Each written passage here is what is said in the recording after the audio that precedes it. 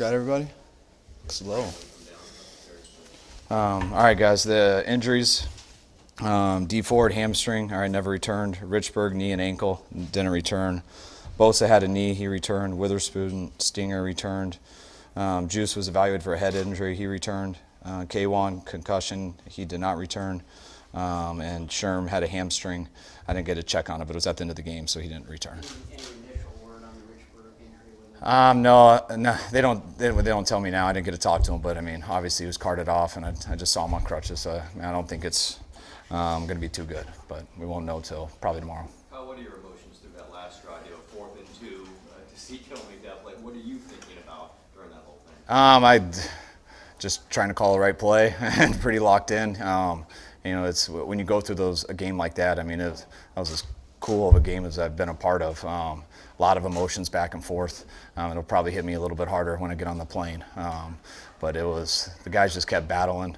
We had to call that timeout right before that. I mean, that stadium was so loud that it was hard to hear the right play calls in the huddle, just because they couldn't hear it through the microphone. So had to use the timeout there, and we got it quieted down so we could call that, and ended up being worth it because Kittle made a hell of a route, broke that tackle and taking it down the sidelines. That I thought I was going to have to call a number of more plays to get into field goal range, but Kittle took care of that fast, which probably saved a few years of my life. Can you enjoy something like this in the middle of it, or is it agony? What's it like for you? No, you never totally enjoy it in the middle of it, just like you don't enjoy a fight probably in the middle of it, but you enjoy the challenge. I think that's why we coach. It's also why guys want to take a year off here and there too. But it's also what you miss, why everyone comes back, because that stuff's intense, and when it's all said and done, you feel like you accomplished something, and it's pretty cool to do that with the group of guys that we had in there. You talked about this before, but can you talk a little about Jimmy's just inability for nothing to phase him? It's loud in there, you're coming from behind, and how he just keeps going. No, he's unbelievable. No matter what happens, he's had a lot of good games this year. He's had some times where has made some mistakes, and he's the same guy every day. And just to be able to deal with that crowd noise, to deal with adversity that went in and out throughout the game, to deal with me, he's the same, and he's really fun to coach for that reason. Did you get a sense he was locked in pretty early? Yeah, definitely. I mean, you could just tell. I mean, he did an awesome job with the play calls in that element. Did a very good job with the silent cadence and everything. Got our guys in and out of the huddle as good as you could in that atmosphere. And always see more when I get to the tape, but I thought he was very impressive throughout the game. What's the genesis of the Emmanuel Sanders touchdown? What's that? The genesis of the Emmanuel Sanders touchdown. The what of it? Where did it start? The genesis. Got it. I mean, it was the first time that play's ever been ran, so we made it. No, that play's been ran for a while. I think Miami ran it last week. No, the Bills ran it last week. And I've seen the Jets have ran it. Gase has ran a number. A lot of people run that, and we had it pretty set up because we've given a lot of plays to Debo. So for a pursuit to chase Debo like that, got Emmanuel a good look, and he barely got it off, so we were nervous, but he got it off, and he made a catch, and it was a great play. As much as you're known for your innovation on offense, did you have a few extra special things for these guys just because of what they presented for you potentially? Yeah, we knew we were going to have to do some things like that because it's a very, very sound defense. And when you go against a sound defense like that has the players they do and is coached up that well, they make you go on a lot of long drives. And so we knew we had to take some risks to try to get some explosives. And you try to make them calculated, but sometimes they hit, sometimes they miss, just like the risk we took at the end. When we got that sack on 2nd and 5, I think it was. That was a risk we took that didn't work. So there was a number that did work, and you got to do that versus a good team like that. You guys haven't had your defense kind of get beat up like this. What was that like to go through? What was the defense saying when they were giving up some yards to the touchdown? I mean, it was different just because of how how unbelievable they played all year. But they went against a good offense today, a great coach and a great quarterback. Two of the best to be in this game, and they had a real good plan. They got us in a couple things and made some big plays. And I thought we'd settle down a little bit, but they still got us in the second half. And it was good that the offense was on it today, which I think we owed it to them. Definitely, because I think there's been a number of games this year the offense hasn't had to be on it, just because of how great they've been playing.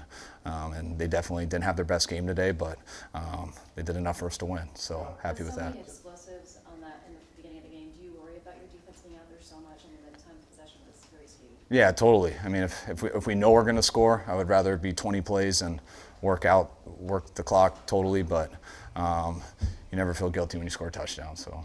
About the sequence with the defense, they punt the ball loose on Kamara, you guys are able to convert that to a touchdown there with Kittle. Just what about that? Just, On which one? Sorry, I missed the beginning.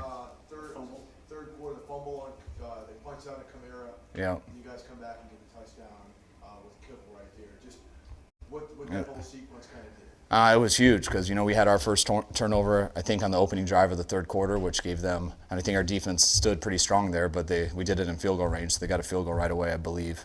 And I don't think I want to say it was the next series, but I'm not quite sure. But we definitely didn't score. We gave it to them in their area. They were moving.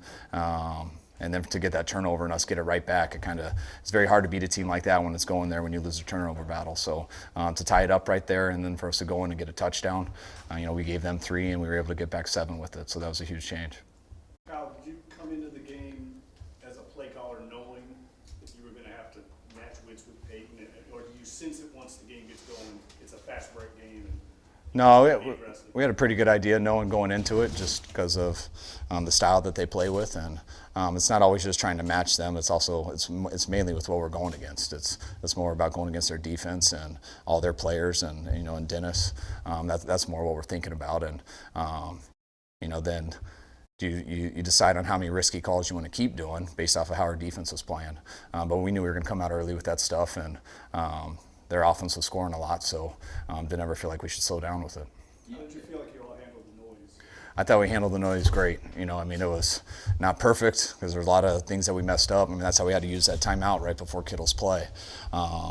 But it is what it is. That's one of the huge advantages with getting home field in the NFL is that you can't hear play calls. It's hard for guys to hear it at the line. I think we did have a false start down inside on the 6-yard line.